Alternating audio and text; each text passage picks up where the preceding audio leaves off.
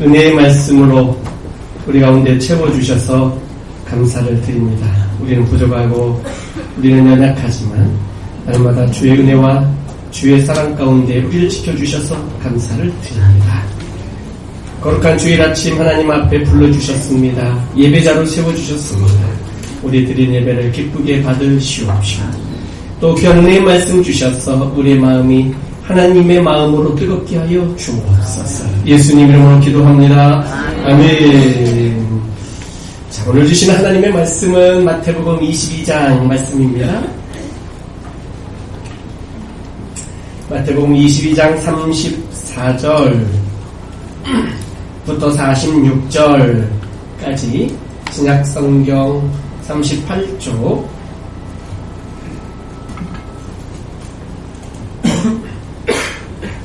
마태복음 22장 34절부터 마지막 절까지 한 목소리로 합독합니다. 시작! 예수께서 사두개인들로 대답할 수 없게 하셨다함을 바리새인들이 듣고 모였는데 그 중에 한 율법사가 예수를 시험하여 묻되 선생님, 율법 중에서 어느 계명이 크니까? 예수께서 이르시되 내 마음을 다하고 목숨을 다하고 뜻을 다하여 주 너의 하나님을 사랑하라 하셨으니 이것이 크고 첫째 되는 계명이요 둘째도 그와 같으니 내 이웃을 내 자신같이 사랑하라 하셨으니 이 두 계명이 온 율법과 선지자의 강령이니라. 바리새인들이 모였을 때에 예수께서 그들에게 물으시되 너희는 그리스도에 대하여 어떻게 생각하느냐? 누구의 자손이냐? 대답하되 다윗의 자손이니이다. 이르시되 그러면 다윗이 성령에 감동되어 어찌 그리스도를 주라 칭하여 말하되 주께서 내 주께 이르시되 내가 내 원수를 네 발 아래에 둘 때까지 내 우편에 앉아있으라 하셨도다 하였느냐. 다윗이 그리스도를 주라 칭하였은즉 어찌 그의 자손이 되겠느냐 하시니 한마디도 등이 대답하는 자가 없고 그날부터 감히 그에게 묻는 자도 없더라. 아멘. 할렐루야. 아멘. 오늘 거룩한 주 하나님 앞에 오신 여러분 주의 이름으로 축복합니다. 예배 가운데 주시는 말씀을 통해서 우리가 주의 음성 듣고 우리의 생명의 양식이 될 수 있기를 주의 이름으로 축복합니다. 아멘. 자, 오늘 말씀 우리가 마태복음 강의를 주일 얀예배 때마다 하고 있는데요. 예수님께서 마지막 공생의 한 주간을 보내는 내용들을 우리가 지금 살펴보고 있습니다. 어린 나귀를 타고 예루살렘 성에 입성하였죠. 호산나, 호산나 종려나무 가지를 아이들이 흔들었던 이런 것들을 봅니다. 그리고 이 예루살렘 안에 들어와서 여러 가지 일들을 하셨어요. 성전 청결하는 일들을 하셨고요. 돈 바꾸는 자들, 짐승을 사고 파는 자들 다 내쫓으셨어요. 이 문제로 이제 여러 가지 논쟁들이 계속해서 발생하게 되는 것을 봅니다. 아니, 이런 권세를 누가 너한테 주었느냐? 이런 종교 지도자들의 질문들 앞에 예수님의 대답들. 또 최근엔 또 이런 질문들을 하였습니다. 이 바리새인들이 또 헤롯 당원들이 와서 예수님에게 말합니다. 세금 문제에 관한 질문을 했어요. 우리가 가이사에게 세금을 바치는 것이 합당합니까?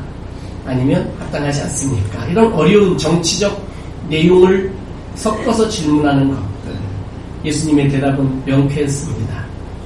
동전 하나를 보이라면서 누구의 형상이 그려져 있느냐?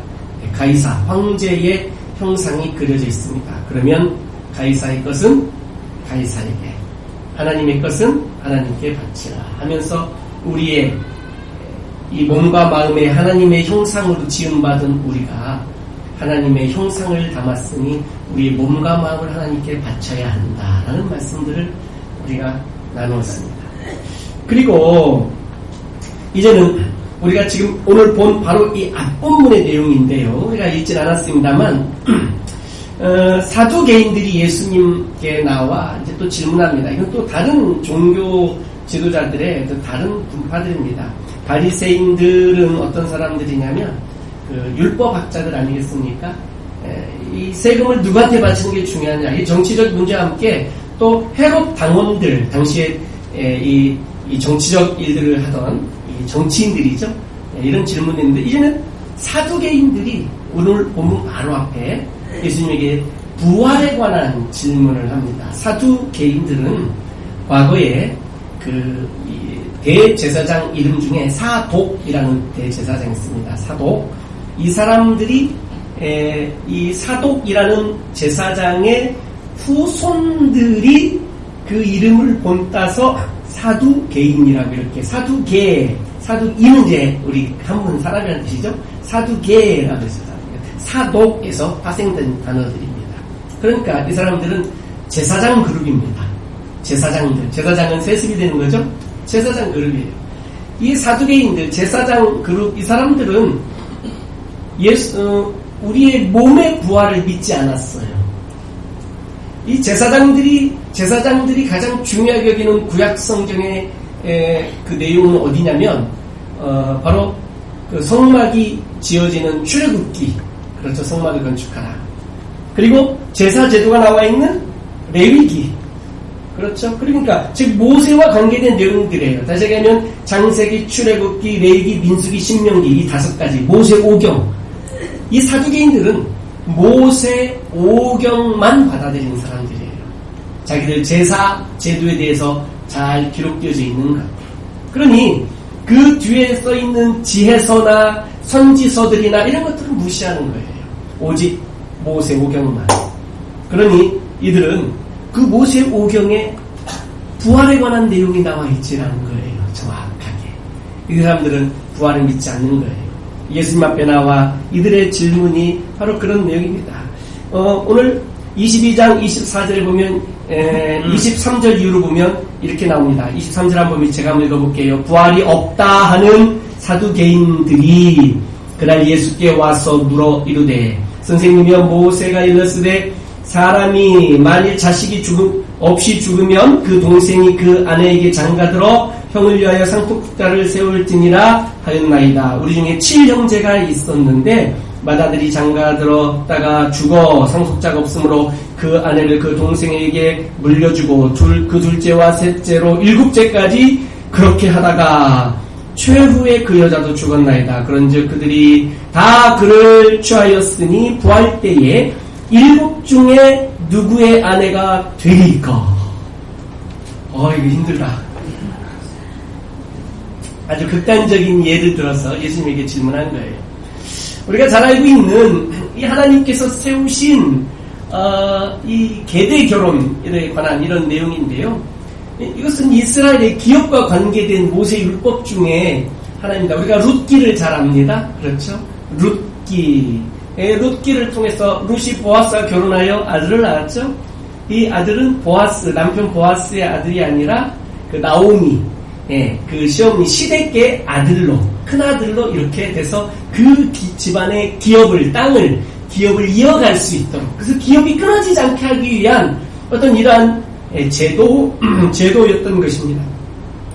또 특별히 이러한 그 계대 결혼의 풍습은 고대 사회에서 유목민들 사회에서 있었던 그런 내용들이에요. 유목민들은 이 양떼나 염소떼의 목초지를 따라서 대이동을 합니다. 대이동을 하다 보니 가족이 많아지니 온 가족을 데리고 다니기가 어려워져서 이제 집안에 여자와 아이들만 남겨놓고 최소한 인원만 남겨놓고 남자들이 그 가축대를 몰고 초지를 찾아서 한 바퀴 뺑 돌고 6개월도 걸리고 7개월도 걸리고 이렇게 오랜만에 다시 그 동네로 돌아오는 거예요. 계절 따라 풀 따라 다니다 보니. 그러다 보니까 그 양떼를 지키기 위해서 도적과도 싸워야 되고 또 짐승과도 싸워야 되고 또 사건 사고들이 있고 이런 상황들 속에 남자들이 많이 죽어나갔어요. 한 바퀴 돌고 1년 만에 집에 돌아오면 죽은 형제들이 있는 거예요. 집안에 그런 기다리고 있던 아내들이 갑자기 남편이 없이 과부가 되는 이런 일들이 있어서 굉장히 어려움들이 있었어요. 그래서 이런 이 계대 결혼 또는 형사 취수 제도 이런 제도는 고대 유목민 사회에서 있었는데 이걸 가지고 이것이 성경에서는 기업을 이어가는 어떤 내용들로 또 이스라엘 사람들도 유목민이었지 않았겠습니까? 그러니 이런 내용들을 질문합니다. 부활에 관한 내용. 자기들은 부활을 믿지 않으면서 부활이 있다면 이렇게 7 형제 중에 이 여자는 그러면 나중에 부활했을 때 누구의 아내가 되겠습니까? 이런 질문들을 예수님에게 했던 것을 봅니다. 예수님의 대답은 아주 명쾌했죠. 29절 이하에 보게 되면 예수께서 대답해 이르시되 너희가 성경도 하나님의 능력도 알지 못하는 거로 오해하였도다. 부활 때에는 장가도 아니가고 시집도 아니가고 하늘에 있는 천사들과 같으니라. 죽은 자의 부활을 논할진대 하나님이 너희에게 말씀하신 바 나는 아브라함의 하나님이요 이삭의 하나님이요 야곱의 하나님이로다 하신 것을 읽어보지 못하였느냐. 하나님은 죽은 자의 하나님이 아니요 살아있는 자의 하나님이시니라 하시니 무리가 듣고 그의 가르침에 놀라더라. 이 사두개인 제사장 그룹에 이 예수님을 해하려고 하는 질문도 무효화되어 버렸어요. 그랬더니 이제는 마지막으로 오늘 이 34절 본문부터 보니까 예수께서 사두개인들로 대답할 수 없게 하셨다는 듣고 다시 바리새인들이 한 율법사를 앞세워 예수님에게 또 질문하는 겁니다. 이 질문은 예수님을 통해서 어떤 하나님의 말씀을 듣고자 하는 어떤 그런 말씀을 사모하는 알고 싶어서 자꾸 질문하는 것이 아니라 어떻게 해서든지 예수님의 흠집을 내고 어떤 그의 약점을 잡아서 어떻게 예수님을 해하고자 하는 의도를 가지고 이런 질문을 오늘 하게 되는 것이죠. 오늘은 바리새인들이 율법사를 앞세워서 이런 질문을 합니다. 선생님, 율법 중에서 어느 계명이 크니까? 이스라엘 사람들에게, 특별히 바리새인들에게 있어서 율법의 계명은 613가지입니다. 성경에는 613가지가 나와 있지 않은데 이들이 더 확장하고 자꾸 만들어서 613가지의 계명, 600개가 넘어요. 근데 이 613가지의 계명들 중에 어떤 계명이 가장 큰 계명입니까? 라고 이런 질문이에요. 이게 굉장히 어려운 질문입니다. 왜냐하면 이 계명들은 어떤 한 가지를 가장 중요하다라고 말한다면 상대적으로 다른 계명들은 별로 중요하지 않은 것처럼 여겨져서 어떤 그 대답 자체가 자칫 오해를 받고 잘못 그 계명 중에 이 계명 예를 들면 제 4계명이 제일 좋다, 네 번째 계명이다라고 말한다면 그럼 나머지 계명들은 중요하지 않단 말이냐라는 이상한 역습을 당할 수밖에 없는 이런 아주 난처한 질문을 예수님에게 하게 된 것이죠. 오늘 예수님은 오늘 본문에서 아주 명쾌한 답으로 주고 계신 것을 보게 됩니다. 예수님이 이렇게 말씀하신 37절 38, 9절까지 다 같이 한번 읽겠습니다. 37, 8, 9 시작. 예수께서 이르시되 내 마음을 다하고 목숨을 다하고 뜻을 다하여 주 너의 하나님을 사랑하라 하셨으니 이것이 크고 첫째 되는 계명이요 둘째도 그와 같으니 내 이웃을 내 자신과 같이 사랑하라 하셨으니 40절 이 두 계명이 온 율법과 선지자의 강령이니라. 아멘. 할렐루야. 아멘. 예수님은 온 율법을 613가지 중에 한 계명만 가장 중요한 것을 가장 큰 계명을 말해달라고 그랬는데 예수님은 그 모든 613가지의 계명을 요약해서 말씀을 주시는 이게 바로 새 계명이 되어버리는 거예요. 뭐냐면 첫째는 하나님을 사랑하라 라는 거고 둘째는 이웃을 사랑하라 라는 이렇게 계명으로 요약해 주고 있는 것을 봅니다. 하나님을 사랑하는 방법은 이렇습니다. 37절을 보니 네 마음을 다하고 목숨을 다하고 뜻을 다하여 주 너의 하나님을 사랑하라 라는 겁니다. 자, 마음을 다하고 목숨을 다하고 뜻을 다해요. 우리 손 한번 이렇게 한번 해보죠. 가슴에 마음. 자, 다시 마음을 다하고 자, 이렇게 손가락 하나 하고 목 올라간 거예요. 마음부터 목숨을 다하고 이제 머리 뜻을 다하여 다시 한번 가슴에 뭐를 다하고 마음을 다하고 올라갑니다. 목숨을 다하고 뜻을 다하여 구약성경에 보면 신명기에 보면 또 다르게 표현해요. 힘을 다하여라고 있어요. 힘을 다하여 마음을 다하고 목숨을 다하고 뜻을 다하고 힘을 다하여 올라가는 겁니다. 이렇게 재밌죠? 자, 이렇게 마음을 다하고 목숨을 다하고 뜻을 다하여 주 너의 하나님을 사랑하라. 라는 겁니다. 이게 크고 첫째 되는 계명이다라는 거죠. 계명 중에 가장 큰 계명이 뭐냐? 하나님을 사랑하라라는 겁니다. 한번 따라합시다. 하나님을 사랑하라. 사랑하라라고 말씀합니다.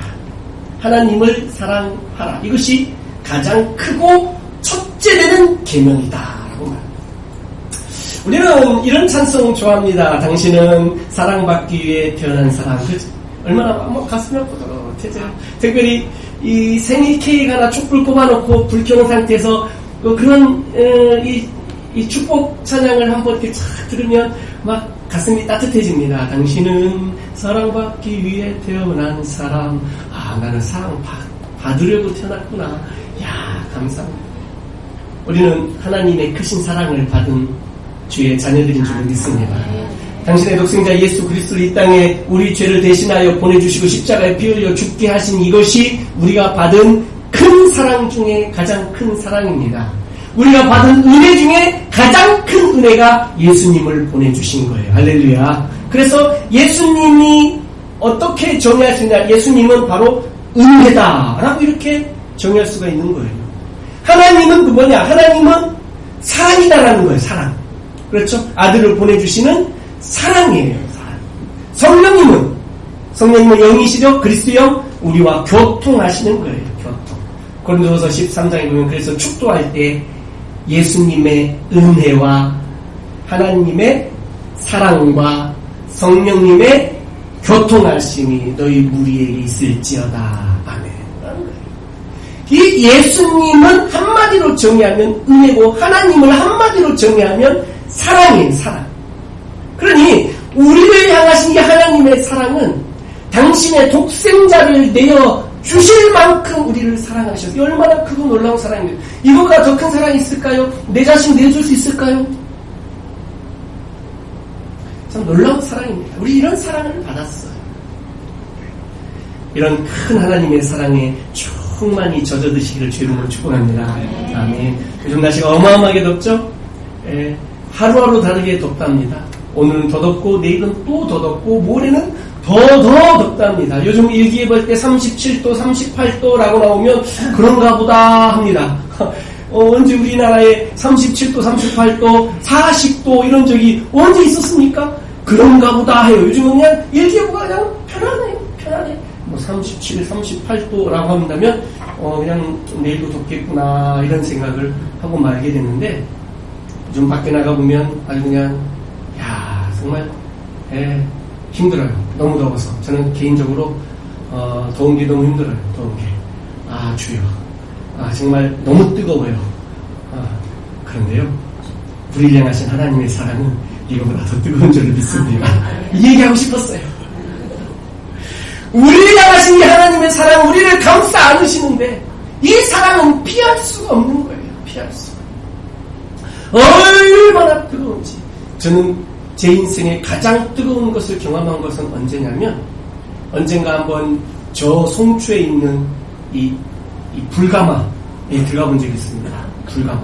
옷 입고 들어가는 이 불가마 막 숫둥이가 막 붉게 있는데 막 눈을 뜰 수가 없을 만큼 빨간색이 막 확 있는데 와 거기를 한번 가자고 해서 끌려갔어요. 제가 뭐 이렇게 자의적으로 간 게 아니라 이렇게 몇 명한테 끌려가고 들어갔는데 와 숨을 쉴 수가 없어요. 이렇게 뜨거워. 우리를 향하신 하나님의 사랑이 뜨겁다면 무엇과 비교할 수 있을까요? 사랑하는 성도 여러분, 하나님 우리를 뜨겁게 사랑하십니다. 할렐루야. 아멘. 그런데 오늘 우리에게 주시는 예수님이 주시는 계명이 뭐냐? 가장 크고 첫째 되는 계명이 뭐냐? 하나님을 사랑하라는 거예요. 우리는 사랑을 받기를 원하는지는 모르겠지만 하나님은 우리에게 원하신 게 뭐냐? 하나님을 사랑하라는 거예요. 사랑하라. 그것도 적당히 사랑하는 게 아니라 하나님이 우리를 사랑하셨던 만큼 사랑하라는 얘기예요. 물론 하나님이 우리에게 주시는 것만큼 우리가 하나님께 드리기가 쉽진 않을 거예요. 오늘 보니 거기에 대한 표현이 이렇게 나오는 거죠. 마음을 다하고 목숨을 다하고 뜻을 다하여 주 너의 하나님을 사랑하라. 이렇게 말씀하고 있는 것을 보게 됩니다. 목숨을 다한다 라는 말은 뭐냐면요, 이런 거예요. 기꺼이 내가 주를 위하여 죽을 수도 있다, 이런 마음으로 사랑하는 거죠. 사랑하는 성도 여러분, 한번 질문 한번 해보겠습니다. 자녀를 위해서 혹시 나는 내 자녀를 위해서 대신 죽을 수 있다, 이런 사랑할 수 있는 분 있습니까? 다 그렇겠다고 하겠죠. 그러실 줄로 믿습니다. 이것은 정말 어마어마한 사랑이에요. 하나님을 내 목숨을 내어 드릴 만큼 사랑합니다. 적당하게 사랑하라는 얘기가 아니고, 목숨을 드릴 만큼, 내 목숨을. 하나님의 명령이라면 내가 기꺼이 하나님을 위해서 죽을 수도 있습니다라고 할 만큼 하나님을 사랑하여. 그렇게 사랑하실 수 있겠습니까? 뜻을 다한다. 이거 뭘까요? 뜻을 다한다. 뜻을 다한다. 이것은 바로 내 모든 생각, 내 모든 사고, 내 모든 가치관, 내 모든 철학, 이 모든 것을 하나님께 맞추겠다라는 거. 이게 사랑이에요. 우리가 사랑이라는 것은 마치 내 가슴에 감정으로만 있는 것이라고 생각한다면 좀 오해입니다. 사랑은 감성적인, 감정적인 것이 물론 충분하게 있지만 지적인, 의지적인, 바로 이러한 부분의 사랑이 우리에게 표현되어야 되는데, 그게 뭐냐? 뜻을 다하는 거예요. 내 생각도 오직 주님께, 하나님께 맞추는 거죠. 내 모든 사고, 내 모든 생각, 내 모든 철학, 내 모든 가치관, 내 모든 인생의 사고 구조 자체를 하나님께 딱 맞춰 드리는 거예요. 이게 바로 하나님을 내 뜻을 다하여 사랑하는 거다라는 거죠. 하나님을 사랑하기는 해도 살짝 좀 삐딱한 분들이 가끔 계셔요. 이 생각과 뜻이 이렇게 하나님께 온전히 맞춰져 있지 못하는 그런 경우도 가끔 보게 됩니다. 바로 뜻을 다하여 하나님을 사랑하라는 겁니다. 내 모든 생각을 하나님 앞에 복종시키는 거예요. 이건 그냥 내려온다라는 정도가 아니라 내 모든 생각을, 내 모든 뜻을 하나님께 복종시키는 거예요. 이게 바로 뜻을 다하여 하나님을 사랑하는 것이다 라는 겁니다. 자, 그러면 마음을 다한다라는 말은 뭘까요? 마음을 다한다. 마음. 어떻게 하면 내 마음을 하나님 앞에 드릴 수 있을까요? 내 마음 모든 전 마음, 전 존재. 우리 마음을 바치라고 성경에서는 표현합니다. 예수님도 마태복음 13장에 이 밭의 비유, 4가지 밭의 비유를 하면서 그 바로 우리 마음을 바치라는 것을 우리에게 상징적으로 가르쳐주고 있는데요. 내 마음을 내 모든 전 존재를 다하여 하나님을 사랑하는 것이다. 신명기 있는 말씀처럼 힘을 다하여 사랑한다는 건 뭡니까? 내 모든 의지적으로, 내 모든 내 힘, 내 모든 열정, 내 모든 것을 그야말로 하나님 앞에 드리겠다라는 거예요.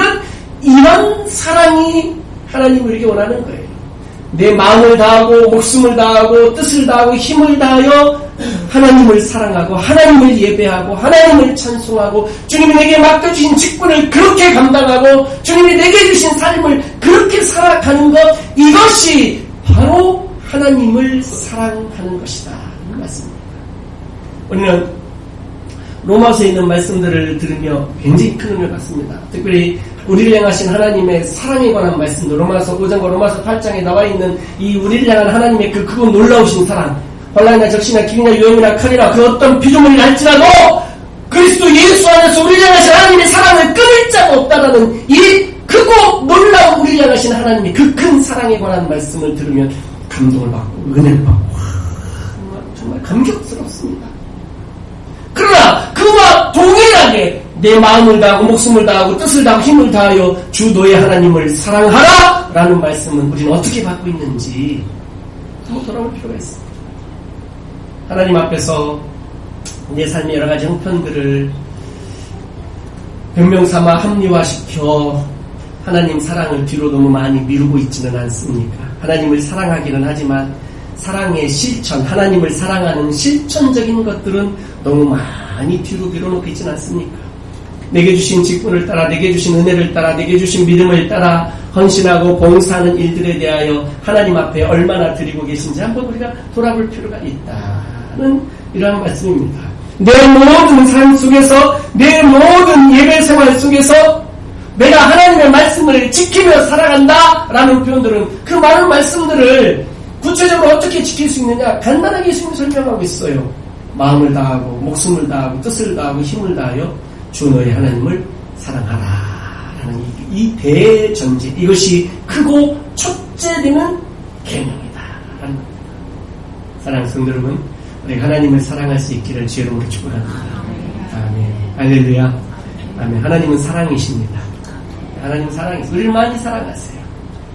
하나님, 그분은 어떻게 설명할 수 있느냐? 사랑이세요. 사랑. 그러니 우리 하나님을 가장 가까이, 가장 긴밀하게, 가장 친근하게 만날 수 있는 통로가 바로 사랑이라는 통로예요. 사랑. 하나님을 사랑하실 수 있기를 주의 이름으로 축복합니다. 하나님의 모든, 우리를 향해 행하신 모든 하나님의 그 역사하심, 하나님의 행동들, 하나님의 일하심, 그 모든 것들의 동기, 목적, 이유가 다 사랑이에요. 아들을 내어주신 하나님의 그 행동도 우리를 향하신 하나님의 사랑이 근거인 거예요. 우리에게 이렇게 말씀을 주신 것도 우리를 사랑하시니 말씀을 주셨어요. 하나님께서 우리에게 주신 모든 것들의 동기와 이유와 목적은 사랑이에요. 사랑. 우리에게 가정을 주신 것도 우리를 사랑하셔서, 우리에게 자녀와 손주를 주신 것도 우리를 사랑하셔서, 이렇게 은혜롭게 예배하며 섬길 수 있는 교회를 주신 것도 우리를 사랑하셔서, 때로는 고난을 주신 것도 우리를 사랑하셔서. 할렐루야. 모든 것의 그 근거가 사랑이에요. 사랑. 그러니 우리가 사랑이신 하나님 앞에 우리도 하나님을 사랑하며 주 앞에 나아갈 수 있기를 주 이름으로 축복합니다. 아멘. 아멘. 사랑은 주고받아야 아름다운 사랑 아니겠어요? 저는 가끔 그런 생각을, 하나님이 우리를 너무 짝사랑하시는 게 아닌가, 그런 생각을 많이 해요. 우리를 짝사랑하는 것 같아요. 짝사랑. 전에도 말씀드린 것처럼 가끔 시골에서 혼자 사시는 저희 어머니가 저에게 전화를 가끔 하십니다. 좀 말이 좀 다르죠? 제가 전화를 자주 드립니다 이렇게 얘기해야 되는데, 시골에 계신 저희 어머니가 저에게 가끔 전화를 하십니다. 제가 전화를 받으면, 그러면 저희 어머니가 그래요. 네 전화기 고장난 줄 알았다. 나 고장 안 났어요. 이 전화기 멀쩡해요. 아, 그래? 나는 고장난 줄 알았지. 그래서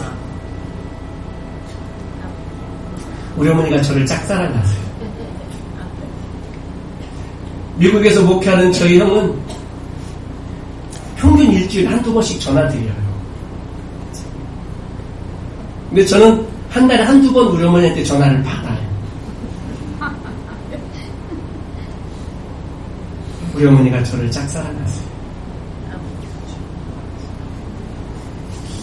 좀 손해보시는 것 같은 느낌이 안 드세요? 근데 저는 우리 어머니가 크게 손해본다고 생각하진 않아요. 왜 그런 생각을 할까요? 그분은 어머니까. 엄마가 그럴 수도 있는 거죠. 하나님은? 우리 하나님이시니까. 하나님이시니까 우리 사랑하시고, 내 필요한 거 주시고, 하나님 우리를 짝사랑하는 것 같아요. 근데 저는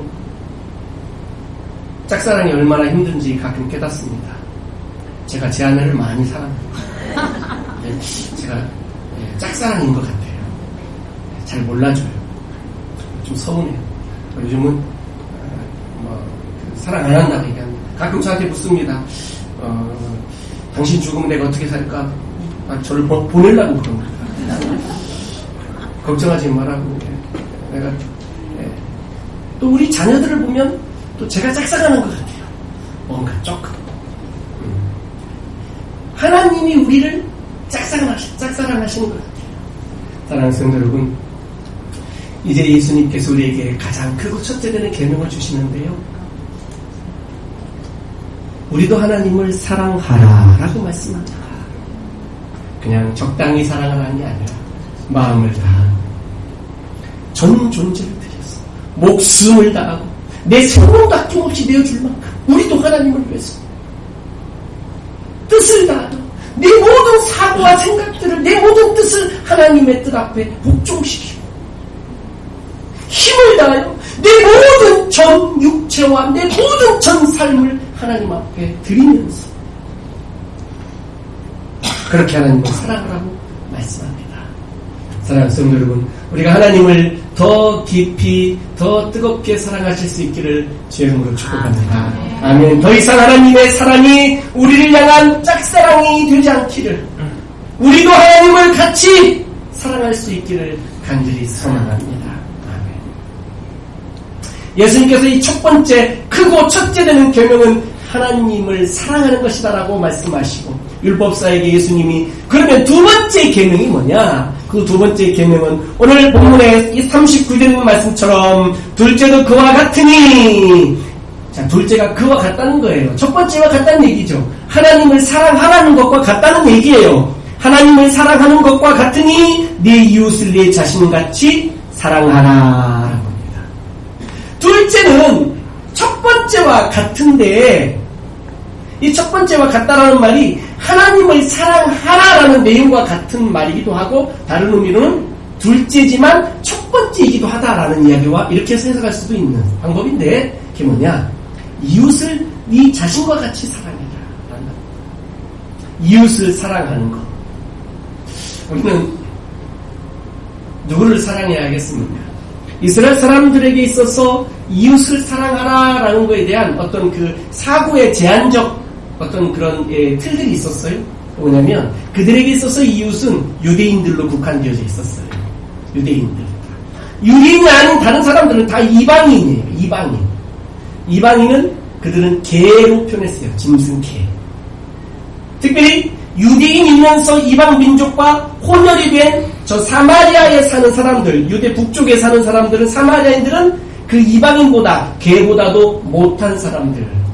그 땅을 밟고 지나가지도 않고 일부러 북쪽에 가고 싶으면 뺑 요단강 쪽으로 내려가서 강 따라 걸어 올라가며 사마리아 땅을 밟으려 하지도 않아. 일부러 길을 멀리 돌아다녔어요. 왜? 그 땅은 우리가 이웃으로 여길 수 없는 사람이 있기 때문에 그렇다라는 거죠.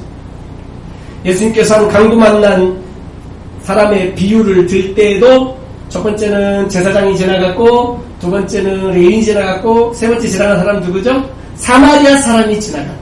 여기에서 벌써 어감이 확 틀어져 버리는 거예요. 사마리아 사람이 지나갔다. 그런데 그 사마리아 사람이 강도 만난 사람을 잘 상처를 닦아주고 싸매주고 그리고 근처에 있는 주막에 데려가서 그곳에 맡기면서 치를 주라고 하고 돈이 더 들면 내가 돌아오는 길에 돈을 더 주겠다라고 그 주막 주인에게 말하고 갔다. 이 중에 제사장과 레위인과 사마리아 사람 중에 누가 이 강도 만난 자의 이웃이 되겠느냐라는 이죠.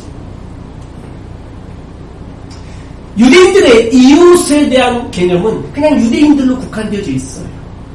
그러니 이 사랑, 이웃을 사랑하라는 것은 그들에게 있어서 굉장히 폭이 좁아요.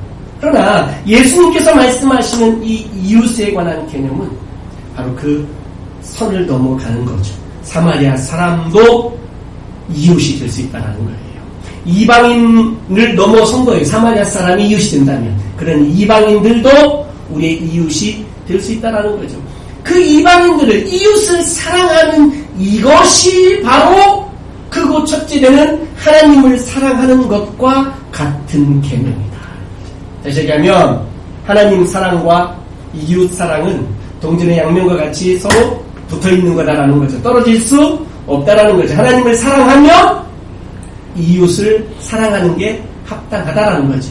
즉 다시 얘기하면 내가 하나님을 사랑한다면 그 하나님을 사랑하는 실천은 이웃을 사랑하는 것으로 나타나야 된다라는 거예요. 내가 이웃을 사랑한다면 그 이웃을 사랑하는 근거가 뭐냐? 내가 하나님을 사랑하기 때문에 이웃을 사랑하는 거죠. 제주도에 예멘 난민이 500여 명이 들어와 있어요. 그러면 정치적인 거 싹 빼고 종교적인 거 싹 빼고 사람마다 의견들은 다를 수 있어요. 이들을 난민을 바라보는 우리의 생각과 사고들과 이러다 우리나라 이슬람 국가가 되는 거 아니야? 이러다가 뭐 등등 생각. 저들이 테러를 일으키면 어떡할까? 뭐 이런 생각들, 저런 생각들, 굉장히 복잡한 생각들이 많이 있습니다. 우리나라에서 환영받지 못하고 있는 것들은 사실이에요. 저는 그들을 환영하자 이런 얘기를 하는 게 아니에요. 우리 하나님을 사랑한다면 이웃을 사랑하는 실천적 모습이 우리가 어떻게 나타나야 되는가를 생각해 볼 필요가 있다는 거죠. 구약 성경에는 꼭 돌봐야 될 세 계층이 있었어요. 고아, 그 다음에 나그네, 그 다음에 과부였어요. 고아와 과부를 돕는 것은 당연한 일이었어요. 그러나 나그네를 돕는다는 것은, 나그네는 이방 사람이 우리 동네에 온 사람들이 나그네 아니겠어요? 이들을 돕는 것, 이들을 도와주는 것, 이들에게 대접하는 것, 이들을 섬기는 것. 구약 성경에 보면 바로 이 나그네를 대접한 이야기들이 많이 나와요. 아브라함도 지나가는 나그네를 극진하게 잘 대접했어요. 누군지도 모르고 대접했어요. 알고 봤더니 하나님의 사자들이었어요. 극진하게 대접하는 거예요. 바울 사도도 여러 목회 서신들에 볼 때에 교회 안에서 중직자, 감독, 장로 그리고 집사를 뽑을 때에 가장 중요한 덕목이 여러 가지가 있는데 그 중에 한 가지가 꼭 들어가는 항목이 있어요. 대접하기를 좋아하는 사람. 대접하기를 좋아하는 사람. 누구에게? 물론 가까운 사람들에게도 있겠지만 나그네들, 모르는 사람들, 형편이 어려운 사람들을 대접을 잘하는 것. 아마 그들이 오늘 우리나라에 찾아온 나그네가 아닌가 싶습니다. 사랑하는 성도 여러분, 이웃을 사랑한다는 것은 나 자신을 사랑하듯 사랑하라라는 겁니다. 물론 뭐 여러 가지 그 정신적인 아픔이나 이런 것 때문에 자기 자신을 미워하는 사람도 있어요. 예, 자기 자신을 뭐 이런 경우는 뭐 특별한 예고, 일반적으로는 자기 몸보다 더 귀한 것이 어디 있겠어요. 자기 몸보다. 그렇죠. 내 몸 아프면 모든 게 만사가 귀찮고 힘들잖아요. 나 자신을 사랑하는 것은 본능이에요. 그러나 이웃을 사랑하는 것을 나 자신을 사랑하듯 그렇게 사랑하라고 말한다면 오늘 우리 교회가, 우리 성도들이 하나님의 사랑을 충만하게 받은 우리가, 이 하나님을 또 사랑한다고 고백하는 우리가, 하나님을 향한 이 사랑의 고백이 그냥 고백으로만, 말로만 그치는 것이 아니라 사랑을 하면 그 사랑의 실천이, 사랑의 행동이 있어야 되는데, 바로 이 사랑의 행동은 예수님께서 둘째 되는 개념을 주셨는데 바로 이웃을 사랑하라 라고 말씀합니다. 이웃을 사랑하라. 그럼 우리에게 이웃이 누구입니까? 한번 우리 질문을 해봐야 됩니다. 우리에게, 스스로에게. 그럼 우리의 이웃은 누굽니까? 우리가 나 자신처럼 사랑해야 할 이웃이 누구입니까? 이웃이. 하나님을 사랑하지만 폼나게 또 품격 있게 세련되게만 사랑하려고 하지 마시고 우리가 이웃을 사랑하는 실천으로 나아갈 수 있기를 주의 이름으로 축복합니다. 이웃을 향한 사랑의 실천은 성경에 의하면 먼저는 교회 안에 있는 성도들을 먼저 사랑하고, 둘째는 교회 밖에 있는 이방인들을 사랑할 줄 알아야 된다 하는 거예요. 그렇죠? 이방인 사랑할 줄 알아야 된다. 이게 바로 우리가 감당해야 할 일들인 줄로 믿습니다. 믿지 않는 자들을 사랑하고 그들을 도와주고 섬기는 것들, 아니 종교가 다른 사람들, 인종이 다른 사람들을 사랑하고 돕고 섬기는 것들, 이것들이 무의미하진 않다라는 거죠. 우리가 그들을 섬기고 그들을 돕고 하는 것의 근거는 우리가 하나님을 사랑하기 때문에 하나님의 이름으로, 예수님의 이름으로 그들을 섬기고 그들에게 베풀고 그들을 도와주고 한다면 이것은 바로 복음 전파와 선교의 귀한 도구가 될 줄로 믿습니다. 사랑하는 성도 여러분, 우리가 다시 한번 이 사랑에 관한 말씀을 가지고 우리가 다시 한번 하나님 앞에 큰 깨달음이 있을 수 있기를 간절히 소망합니다. 구속사를 통틀어 보면 그 모든 구속사의 근거에는, 그 중심에는 사랑이 있었다라는 것을 봅니다. 오늘 예수님께서도 40절에 이렇게 말씀합니다. 이 두 계명이 온 율법과 선지자의 강령이니라 라고 말씀합니다. 영어 성경에는 어떻게 표현되어 있느냐면 이 두 계명이 율법과 선지자들의 모든 것이다 이렇게 나옵니다. 그러니 구약 성경을 전체를 통틀어 보면 율법과 선지자들의 그런 구약 성경 전체를 의미하는 거잖아요. 그렇죠. 율법 모세오경과 선지자들의 그런 그 나머지 그 뒤에는 모든 성경을 한 번에 지칭하는 것들이라. 그러니 이 율법과 선지자들이 전했던 모든 말씀들을 다 종합해보니 이것의 모든 것의 내용이 한 가지가 있는데 그게 뭐냐? 하나님 사랑과 이웃 사랑으로 딱 정리가 된다. 예수님께서 이 땅에 오신 것도 우리를 사랑하셔서 우리를 대신하여 피 흘려 주신 줄로 믿습니다. 오늘 우리가 이제 하나님을 사랑하기를 원합니다.